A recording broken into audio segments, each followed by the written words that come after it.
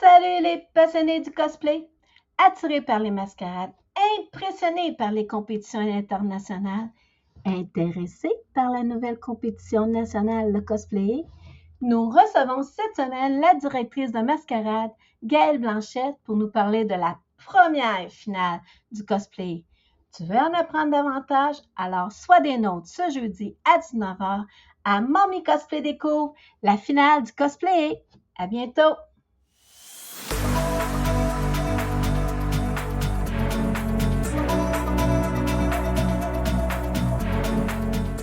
Bienvenue Gaëlle à l'émission Mommy Cosplay Découvre. Je suis très contente que tu aies accepté mon invitation parce que l'événement cosplay, qui est un événement qui se veut plus national, si je ne me trompe pas, ça m'intéresse parce que je trouve que ça fait longtemps qu'on aurait à voir.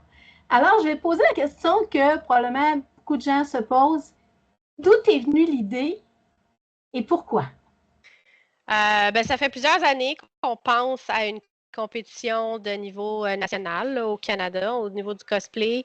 Moi, je suis dans le cosplay depuis 2002 approximativement. J'ai fait pas mal de compétitions. Puis initialement, on était beaucoup avec la ICG, là, qui est la International Costumers Guild.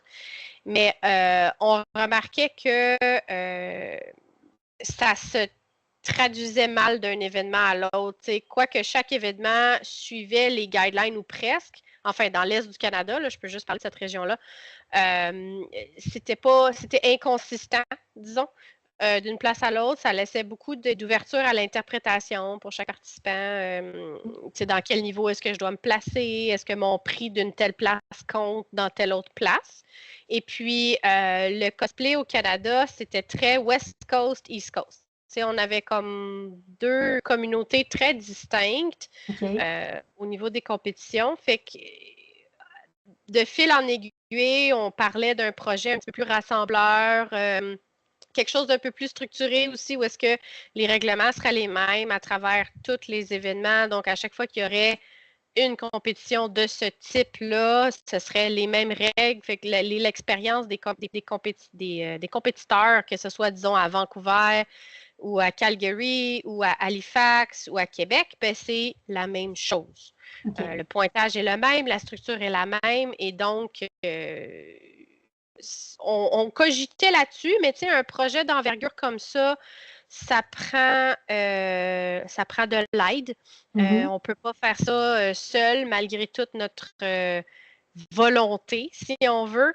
Et moi, à travers les années, j'ai eu l'immense privilège de développer une relation avec le Comic-Con de Montréal, puis par extension, le Comic-Con d'Ottawa, le Comic-Con de Québec, Animé Ottawa, puis le Comic-Con de Winnipeg, parce que c'est toute la même équipe qui gère ces choses-là. Fait que là, dans le temps, on développe des relations, on travaille ensemble. Moi, ça fait depuis 2016 que je gère la mascarade du Comic-Con de Montréal. Fait que on essaie de toujours rester à l'écoute des gens. On change des choses un peu sur comment le concours est structuré pour rendre ça plus agréable pour les participants, rendre ça plus agréable pour le personnel aussi, parce que des fois, les journées peuvent être longues. Oui. Enfin, bref, fait qu'on a développé toutes ces relations-là avec le Comic-Con. Puis, en 2020, fin 2024, disons, là, tu sais, j'ai dit, savez-vous quoi? Je pense que l'ambiance est bonne. J'ai fait mon pitch. J'ai fait un pitch de vente, essentiellement. On a préparé un deck avec des photos, puis des informations, puis un petit FAQ, puis tout ça. Puis je suis allée voir les organisateurs, les propriétaires de ces conventions-là, puis j'ai fait mon pitch pour mon concours. En expliquant mon concours, pour le concours, c'est pas à moi, là, mais en expliquant qu'est-ce que ça représentait, puis qu'est-ce que ça pourrait apporter de plus pour les cosplayers. C'est un autre gros focus aussi, c'est qu'on trouvait que quand tu arrives au Québec, surtout, une fois que tu es rendu master, tu n'as comme nulle part d'autre où aller. Après ça, il faut que tu ailles dans des concours internationaux, puis ça, c'est vraiment cool, mais il faut que tu te déplaces souvent. Puis au Canada, il n'y en a pas beaucoup. Là, là, on a le NCC maintenant, mais ça fait juste 2 ans que c'est là, je pense. C'est ça, oui. Ça, on a le WCS, ça fait plusieurs années que ça roule, mais le WCS, c'est un concours, tu vas au Japon, puis c'est tout. Puis il n'y a même pas de... C'est à Montréal, la qualification, puis il n'y en a pas d'autres ailleurs. Mais le Canada, c'est un gros pays, là. On a comme du partout. Fait que c'était un peu ça mon objectif aussi, c'était d'offrir un concours de plus haut niveau aux gens qui se trouvaient peut-être qui plafonnaient un petit peu, puis d'ouvrir ça vraiment à travers le pays au complet là, pour qu'on puisse avoir une représentation peut-être un petit peu plus juste de c'est quoi le cosplay au Canada. Là. Oui, puis qu'est-ce qui arrive, c'est quand tu vas à l'international, tu as des pays qui font plusieurs concours de haut niveau. Puis je pense qu'au Québec, tu sais, je veux dire, la province du Canada, on est un petit peu à la traîne par rapport à ça. Et puis, avec le cosplay, ça fait en sorte qu'on peut montrer ce que nous, on est capable de faire, tu sais. Puis, ça prépare aussi pour l'international, parce que c'est pas les mêmes règles qu'une mascarade, puis tout ça, là. Fait que... Non, c'est ça. C'est beaucoup plus... le niveau est plus élevé, hein, de base. Fait que les exigences sont plus élevées. Et les gens qui appliquent, soit pour nos sélections, qui est comme nos rondes de qualification, ou les gens qui se présentent à la finale parce qu'ils ont remporté une des rondes de qualification, doivent soumettre là, tout un portfolio, des documents techniques. Il y a un gros volet présentation aussi. Donc, ça ne peut pas juste être un walk-on. Tu prends des pauses puis tu quittes la scène parce que c'est quand même jusqu'à 2 minutes et demie de long. Là, et il y a 50% de la note qui est sur ce qui se passe sur scène. Donc, c'est différent de la mascarade, c'était ça le but. Fait que les critères sont différents. Les gens, il faut qu'ils soient préparés à ça aussi un petit peu là, quand ils veulent s'inscrire. Ben, ça leur permet aussi d'évoluer dans un autre cadre, dans le fond. Comme tu dis, ils plafonnent en tant que master. Mais là, c'est un autre challenge parce que tu as d'autres choses, tu as des choses à produire, tu as des kits à élaborer, la musique. Est-ce que vous avez les vidéos aussi? Non, on ne peut pas. Ben, les vidéos, c'est toujours un peu déterminé par l'événement hôte. Okay. Donc, si l'événement hôte offre l'utilisation des écrans à leurs participants, ils sont libres de le faire. Mais tu sais, si par exemple, je donne un exemple complètement random, là, mais tu vas te qualifier à Whitehorse, là, dans le nord, puis là-bas, ils ont des écrans, tu prépares toute une vidéo, tu gagnes, puis là, tu t'en viens à la finale, puis à la finale, il n'y a pas d'écran.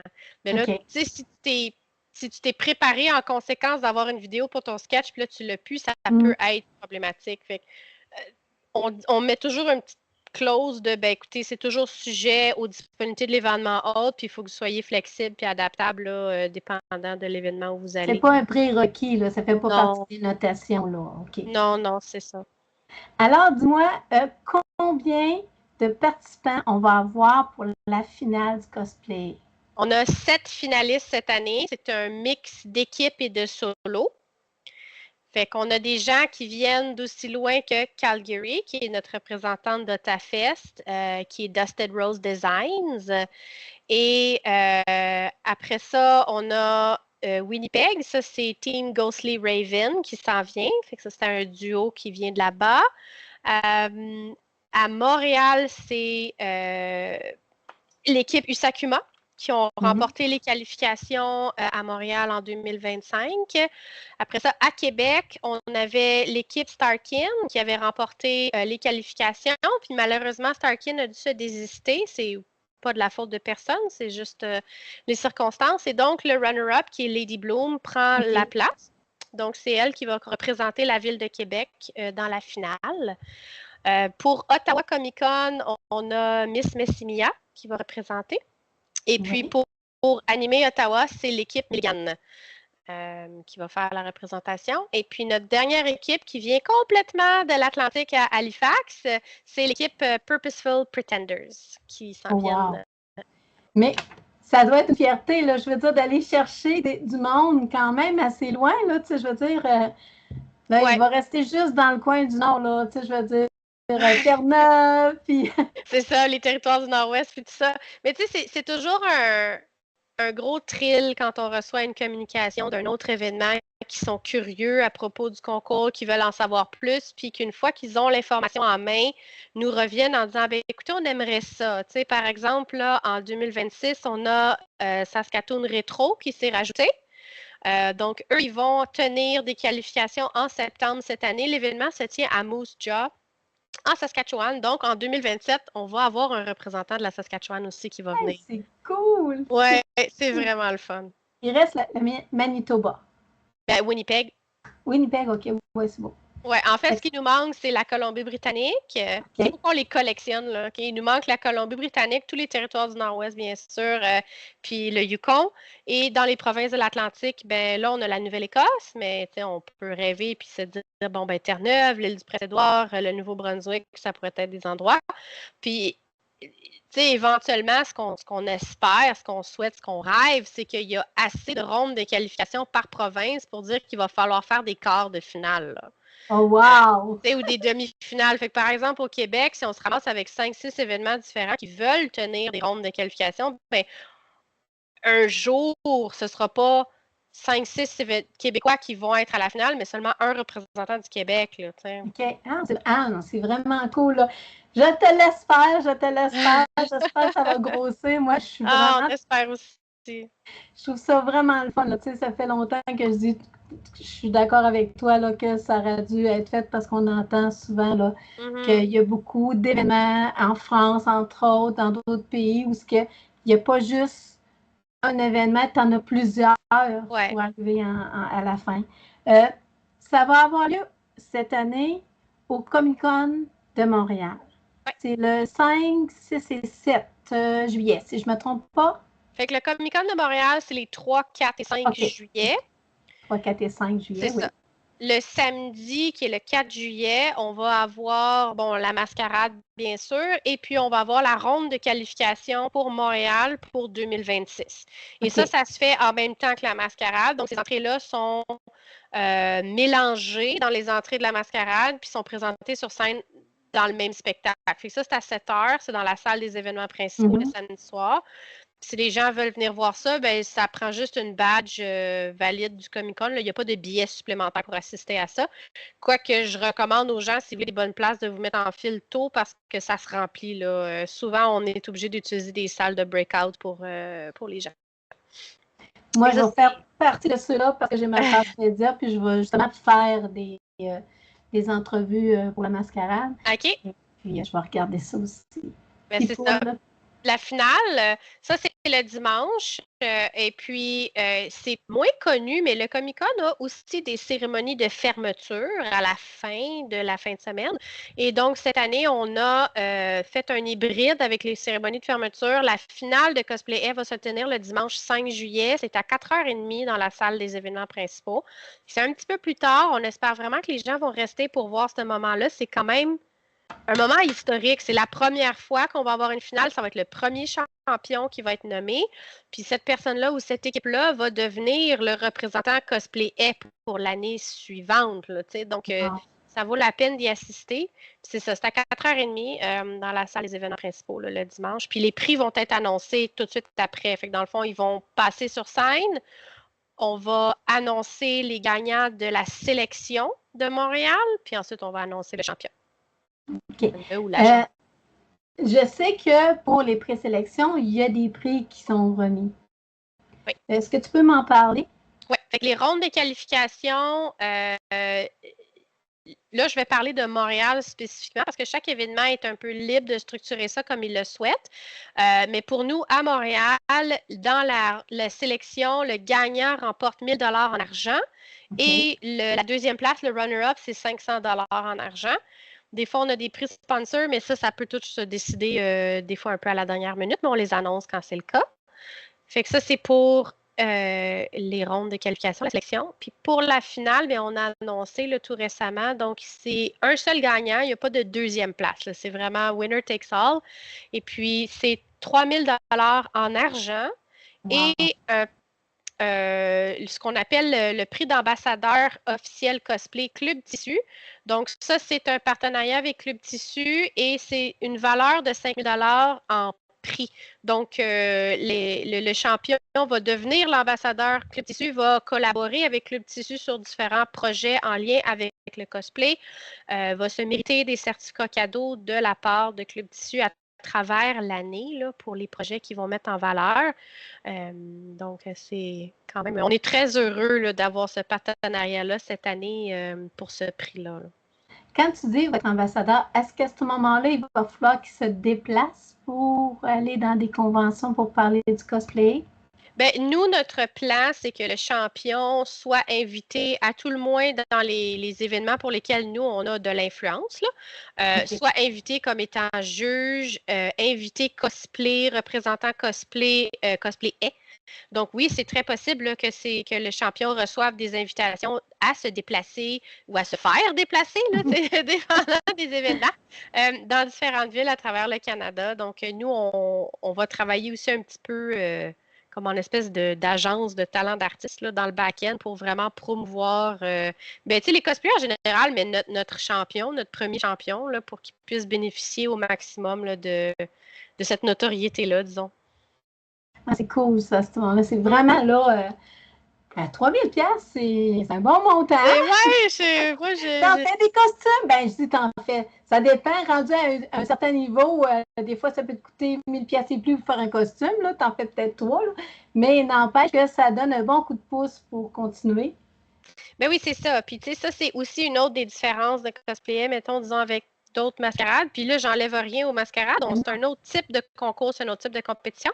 Mais pour nous, c'était vraiment très important qu'il y ait des prix quand même matériels pour que, tu sais, bon, oui, ça attire les gens, là, c'est certain, c'est un peu ça l'idée, mais tu sais, pour rendre ça, là, ça vaut-tu vraiment la peine pour moi d'aller compétitionner là-bas? Surtout les gens de plus haut niveau qui investissent beaucoup de temps, beaucoup d'argent, beaucoup d'efforts dans leur costume.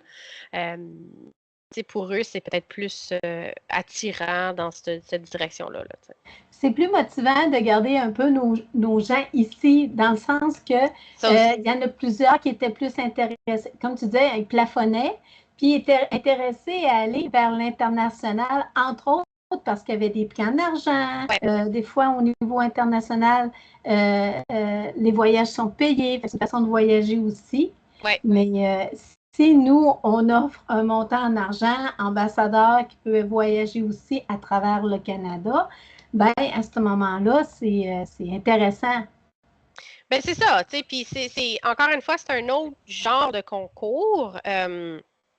Les gens qui plafonnent, moi, ce que je remarquais beaucoup, c'est qu'ils finissaient par quitter le cosplay. C'est toutes sortes de raisons, là, tu sais, je dis pas que c'est juste parce que là, ils étaient rendus au bout de ce qu'ils avaient fait, puis ça leur tentait plus. Mais on remarquait que, tu sais, les maîtres, d'une année à l'autre, ils revenaient moins, il y en avait moins, puis là, bon, tu sais, qu'est-ce qui les attire plus? Qu'est-ce qui fait qu'ils veulent plus compétitionner? Puis des concours internationaux, ben, il n'y en avait pas beaucoup. Tu sais, tu fais le WCS, puis c'est ça. Bien, qu'on connaît, parce qu'on Mais au commence Canada, le NCC. ça vient juste d'arriver, ouais. C'est ça, le NCC. Mais si quelqu'un voulait vraiment aller à l'international, il y avait possibilité, tu sais, je pense à Art to Play en France ou des choses de même. Ouais. Mais c'est pas à la portée de tout le monde. Non, c'est ça. Puis sache que ça existe aussi. Tu sais, c'est pas comme Oui, s'il y avait une grosse exactement. quantité de pubs ici en lien avec ces événements-là. Là, tu sais, ce que je peux comprendre, là, c'est pas. Tu sais, c'est français, c'est suisse. C'est pas quelque chose qui va nécessairement passer dans le radar ici, là. Non, exactement, exactement. Là, nous, maintenant, on a notre compétition. Ouais. Bientôt, peut-être qu'on va avoir une compétition où est-ce qu'on va inviter des gens à l'international. On ne sait pas jusqu'où ça va rendre. Hein.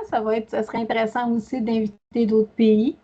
Ben, on n'est pas fermé à grandir. Tu sais, un des grandes idées qu'on avait eues quand on faisait du brainstorming, c'était que ça devienne un événement pan-américain. Pour permettre les entrées ailleurs, on a choisi, pour des raisons de logistique et de ressources aussi, d'initialement se confiner au Canada. L'autre partie aussi, c'est que on avait un peu un sentiment patriotique. La conjoncture à l'international n'était pas très bonne. Nos amis dans le sud de la frontière, c'était pas super positif. Puis on se disait, bon, écoutez, là, on est des Canadiens, on est fiers, on devrait mettre notre talent de l'avant. Fait qu'on s'est concentré sur ça. On veut voir comment l'événement va grandir. L'appétit se trouve à quel endroit. Puis là, après ça, mais on ne ferme pas de porte. Là, on reste non, flexible. c'est ça. Mais on commence un début à tout, hein, comme on dit, un début à tout. On commence par ça. Après ça, si on voit ça agrandir, qui sait peut-être faire une autre sorte de compétition qui va aller chercher les gens aux États-Unis et ailleurs. À ce moment-là, ça va être autre chose. Ça sera le continent. Notre continent seulement. Après ça, on verra. Mais je suis vraiment contente que vous ayez élaboré ça. Je vais aller aux 2 événements, ça c'est certain. Je vais m'organiser pour être en avant, pour pouvoir faire un super bon compte-rendu, mais je tenais justement à te recevoir justement pour que tu puisses en parler, faire en sorte que les gens soient intéressés à aller voir.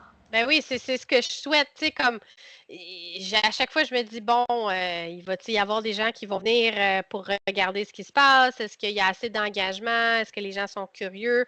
Puis je pense que dans la première année, beaucoup de gens étaient comme, OK, on va voir comment ça se passe. T'sais, ils restent un peu de côté, puis ils observent. Puis c'est correct. Les gens, ils veulent voir de quest ça a l'air avant de se lancer.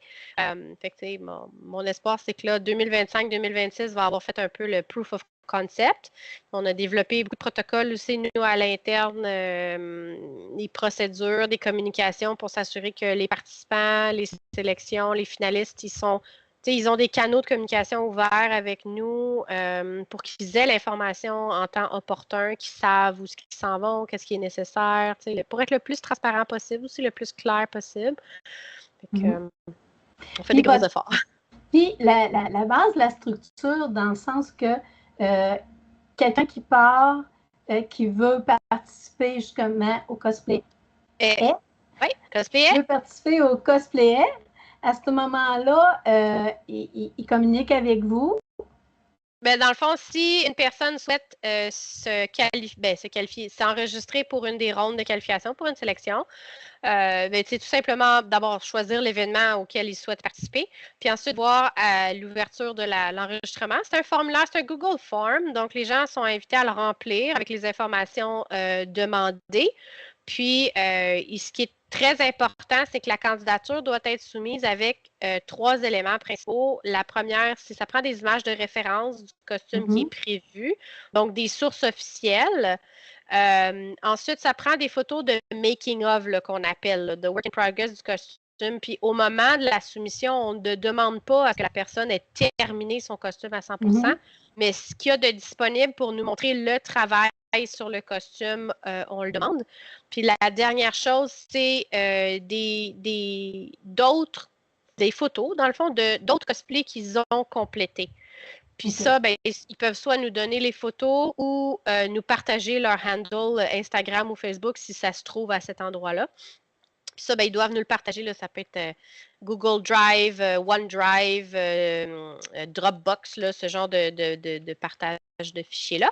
Puis, lorsque les inscriptions se ferment, par exemple, à Montréal, il reste encore 4 jours. On ferme le 15 juin à minuit. 11h59 PM.